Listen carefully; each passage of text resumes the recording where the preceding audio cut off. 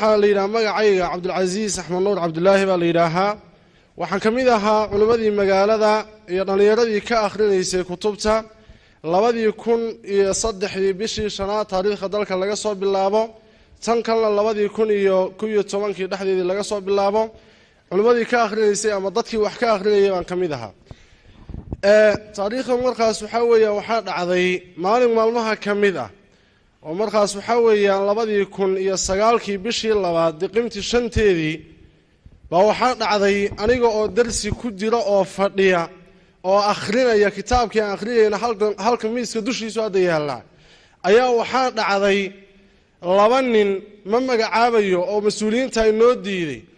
oo dadkii majliska xukumayay ka mid ah koox askarana wata baa aniga darsiga dushiisa igu yimid soo bax baa la yidhi oo waa lay qaaday gobolkaan tagnay maxaa dembi oon galay baan ku idhi ma waxaan kitaabkan ahayn baan akhriyayay kitaabka laftiisa dembi ugu jawaabay ninkii waa la iska garanayaa kitaabka inaad akhridaa dembiya ma saas ahaa bes haddaa waan ku qanacsanahaan idhi halkii aniga gobolkaa markaa lay geeyey halkii markaan joogay warqadihii la soo qaaday iyo markaas waxaa weeyaan wixii markaa dacwadii la keenay iyo booliska wixii loo keenayna raggii u keenay qayb ka mida way fadhiyaanba waxaa dhacday markaa halkii aniga oo markaa joogaa lay qaado ani habaana lay geeyey habaana markii lay geeyey lay waraysay maxaa samaysay la yidhi kitaabkan aan akhriyayaan idhi kitaabka maxaad u akhriyaysaa la yidhi dee kitaabka ummaddaan u akhriyayay oo maxaad ugu akhriyi oo mayna mamnuuc baa in loo akhriyaa ha waa mamnuuc taasaabad al-shabaab ku tahay intaasaad al-shabaab ku tahay habaana markaas walaalkii sheekh axmed baa ka soo sheekeeyey anigu 12 habeen baa waxaa dhacday waxaan daldalnaa qacanna xaggaasaa geed halkaas igu xidhnaa qacanna waxay igu xidhnayd baabuurka dheer uu sheegayey labada lugoodna way ii laalaadeen saasaan 12 habeen u daldalnaa cishaayiga marka la adimana waa laygu xidhay subaxa marka salaada subax laga baxana waa layga furayey waanan qaawanaa xataa inaan dharkii salaada ku tukado waa la ii diiday salaadaadu waa salaad al-shabaab bayna igu yidhaaheen ma tukan kartid salaadiba kuma bannaana waa kaa xaaraam wallaahi ma qadfaya hadalkaas igu yidhi dabadeed waxaa dhacday qacmahaasi way googo'een barar bay intaa la ekaadeen dabadeed waxaa dhacday inuu jirhkaygii oo dhan uu marka qallafay oon isaayi kari waayey oon welibaatana biyaha ku qabsan kari waayey qacantoon ku istinaysan kari waayey sidaa markaan 12 habeen ahaa baa waxaa dhacday oo ii dheeraayeen mar dab laygu dhajiyo qori dabo intaa leeg hadda halka haddii laga qaado maxayna raqaabadda muxuu ahaa khamiiskayga dabkii sidiibu hadda u madow yahay qori dabo intaa leeg oo sidaa laygu dhajiyey oo ilaa intuu dabkii ka baktinayo dheecaanka jirhkaygu ka baktiinayey lagu sugayo oo lagu hayey ya dabadeedna sidii laygu qaado laygeeyey markaas waxaa weeyaa meeshii dhexe halkii markii laygeeyeyna yuusuf jalaal markaas waxaa weeya waan iskugu nimid 8aad baan bilo badan ku wada jiraynay 8aad meesha ciqaabtaan baan bilo badan ku wada jiraynay iyo muddo aad u dheer waxaanan ahaa dhallinyaradii xaggan laga qaaday maalinkaas waan badnayne waxay ahayd markaas waxaa weeyaan ninkii ugu horreeyey waxaan ahaa meesha caqabaddaa la geeyey baan ahaa habeenkii 5 nin baa la ii diyaariyey saddexaad baa aniga la geeyey habeenkii ugu horreysay 5tii nin 5 waxay wataan midib baxarsaaf jeexo intaa leeg buu wataa midib wuxuu wataa tuumbadan caagii adag ee qallafsan intaa leeg midib bakoorad buu wataa kun waxbay kala wataan markuu mididaalo mid kala soo kacay waana kaliya oo xataa cid garaacayga nasiso markii laga yardaa loo talaabo ma joogin habeenadaas waxaa dhacday markuu mididaalay mid kala soo kacay dabadeedna kaasa haddana daari ka saddexaad ba haddana daari ka afraad ba haddana daari ka shanaad ba haddana daari habeenkii oo dhan inta miir doorsoomay yaa waxaa dhacday jeerkhana furbadan biyana meesha way yaalaan waa lagu shubaya waan qaawanahay baxar saafka meesha saa lagu dhufto 2 jeerna way dilaacaysaa qac haddii hadda jirkayga laga faydo dildilaac iyo sidii buu yaalaa sidiina weeyaan sidii baan jirkaygu dilaacsan yahay in badan oo kamida habeenkii oo dhan matagiigi iyo dhiigaygii iyo dheecaankaygii baa wuxuu buuxiyey qolkii aan keligay ku jiray oo daf ahaa halkiiba markaas waxaa habeenkii oo dhan sidii aan ugu jiray halkaa muddo markaan ku jirayna waxaa dhacday markaa waa layga saaray haddana waxaa weeye 8aadaasaa laga keenay saddexaadii inta layga soo wareejiyey marka wax la soo koobi karo ma aha laakiin waxaan rabaa inaan 5 qodob ugu muhiimsan oo wixii la sameyn jiray aan tilmaamo koow waxa ugu muhiimsanaa in ninka culimada inta la seexiyo in jeerkaana xaar oo boosaneerada laga soo daray in la yiraahdo afka iyo indhahaba kala qaad oo loogu shubo oo xataa iskuma qaban kartid la yiraaho baa markaas waxa kow ka ahayd waxa kow ka ahayd inta la qaawiyo oo la diido xataa inuu cawradiisa asturo in haddana markaas waxa weeyaan habeen barkii koox inta fiilo la soo geliyo markaas waxa weeyaan biyo lagu shubo markaas waxa weeyaan baxar saafiyo bakoorada iyo markaas waxa weeyaan tuumbooyin caaga lala dhaco oo jirkiisu googo markaas jirkaas intuu dhiig isku darsamay baa markaas waxa weeyaan ay dhiigiisa mar uu wada horay lugahayga ilaa hadda in yar ma taagnaan karo in yar inta hadda aan taaganahay waan daalayaa hawshaas marka taas laba ka ahayd saddex waxa ka ahaa in ninka culimada ah waxa kaliya lagu bilaaway in hooyadii aabihii diintiisa nasabkiisa dhalashadiisa intaba in la caayo waxaanu joogay habeen dhaqanku sidii u bedelmay nin diintu caay hal mar 7 jeer baa loo sacabeeyay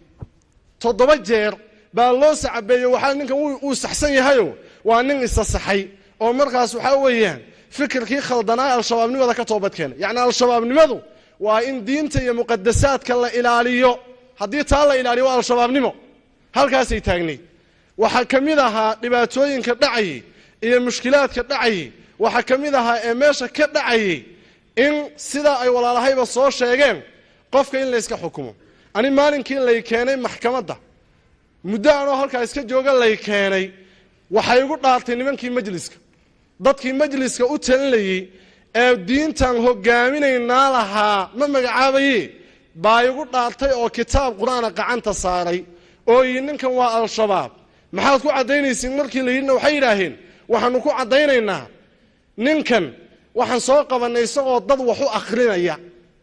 ilaahay baan ku dhaariyaa fiiriya hadana xataa wax ka tagin waxay ku dareen mawlidku diiday kitaabkan akhriyayna xataa law haday noqon lahayd dibba ma lahaateen mawlid ma ahayn be kitaab usul fiqh way garanaya sheekh xasaniye mudakkiratun fi usul fiqh baa la shanqiidi baa iska cid waliba way garan halkan uu dul yaala hadda kitaabkaas aan akhriyay iyagana igu dhaartay marka waxaan warkayga ku soo koobaya ninka culimada koranta laga sheekeyn jiray in la isku qabto xiniyaha laga qaban jiray in badan halka fadhido hadda xiniyaha qaybla ama markaas xabadla ama labadaba la waan garanayaa in badan baan garanayaa in badan oo waxaan garanayaa in dhabeeshay in badan oo waxaan garanayaa markaas waxa weeyaan siday u matagayeen ay dilaacday intaasi oo markaas waxa weey sida wax lagu dhufanayay waxaan ku soo koobayaa laakiin hal la ogaado maanta xukuumadda iyo culimo awdiinka iyo ummadu ha ogaato dadkii waxa sameynayay 90% dadka culimada dadka wayna ahaayeen inay iyaga ahaayeen 90% ha ogaadaan iyaga ahaayeen sababtoo ah systemkii jiray ee markaas hadda tagay dadka wax u gudbinaya iyaga ahaayeen cidii wax u gudbinaysay cidii markaas waxa weey cadameedina waba la hayaa hadii loo baahdo lafteeda cidii wax u gudbinaysay wax badan oo kamid ah waan haynaa cidii wax u gudbinaysay ee u warqamaysay iyaga ahaayeen saadarteed waxaan leeyahay oo waliba tan xukuumadda ka codsanayna waxa magacaabayno qalalaasa sameeymayno dib sameeymayno laakiin sidoo madaxweynuhu sheegay khayr Allah siiye horta hana loo soo taaga hadii ilaahay yiraahdo dadkaas cadaaladda iyo maxkamadda loo soo taago cafiska markaa ama anaga cafin ama anaga deysan markaa intaasan ka codsanaynaa eegana waxaan ku darayaa hal qodobkaas waxa weeyaan dadkii sida ay la dhaqmay ee sida noola dhaqmay ee diideen quraan la dhigo ee diideen kitaab la akhriyo ee diideen dadka wax loo sheego maanta waxay taagan yihiin wallahi thumma wallahi inaan dadka waxba loo sheegi karin wali saasi aaminsan yihiin waxaan taa cadeen uga dhigayaa 2 cisho ka hor masaajidka bilaal baan doonay inaan markaas waxa kitaab ka bilaabo aniga Cabdicasiisi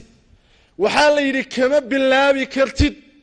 waxba kama sheegi kartid laguma akhrin karo wax diina masaajidka waxaan in masaajidku haduu adiga idinka idin xirxiran yahayna waaba la ogaan guri ilaahay haduu yahayna waa la ogaani eegana waxaan codsanaynaa in markaas taana iyadana in wax laga qabto oo diinta islaamka ummadda in loo sheego oo loo sharxo masaajidda waxna laga hagaajiyaa waxna laga saxaa waxna ay ka dhacaane in markaa loo fasaxo ay culimadu masaajidoodii iyo marka madaarisoodii sidoodii maanta inay wax uga sheegi karaan oy ummadda wax ka gaadhsiin karaan inaad taana loo ballan qaadaan halkana ka codsanaynaa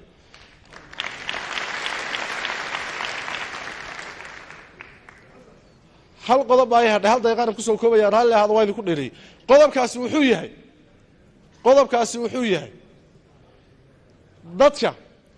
iyo markaas waxa weeyaan carruurta iyo ciyaalka iyo dumarka sida loola dhaqmaya haddii gacanta lagu dhiga ama la helo sida loola dhaqmaya ragga si ka daran baa loola dhaqmaya intaasoo qof yaa baa markaas waxa weeyaan dumar ah oo meesha markaas waxa ku dhibaataysnayd baan garanaynaa marka waxaan dhihi lahaa wixii hore oo dhan ama xarafka afka la isku shubo ama baxar saafa la isla dhaco ama koronti iyo dabl ololiye iyo gargara madaxa la isku galiyo wallahi uu joogaa ninkii gargara inta ololaya inta madaxa loo galiyay oo timihii oo dhan ay gubteen wajiguna dhalaalo diirmay halkan uu joogaa hadda wuu joogaa ama taa ha noqoto ama ha noqoto markaas waxa weeyaan nin la figeeyo sidaa loo xiro la yiraahdo 10 ninow dulmara 1 2 3 talaabo la qaado oo kor iyo hoos loo sii dulmaro oo ilkiisa ay daataan in badan oo halka ku ilka weydayna way joogtaa way garanayaan rag badan oo kamida way garanayaan markaas